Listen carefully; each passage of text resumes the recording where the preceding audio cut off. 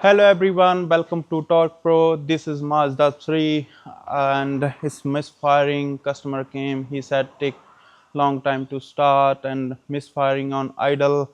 And most commonly we check the spark plugs, coils, they works fine.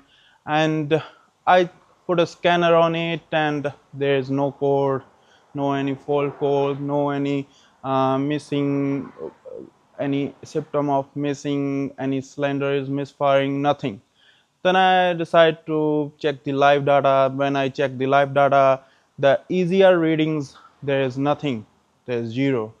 Then I check the easier. Easier is stuck in open position. The that's the fault in why is missing.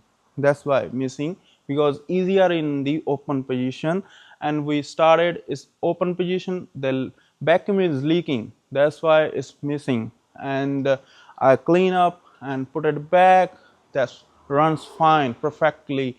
And always check the live data and put the scanner on and check the live data is very good thing to works everything fine, all the temperatures, all the vacuum, any vacuum leak you can find, the any throttle is works fine, pressure sensors fine, you can check on the live data.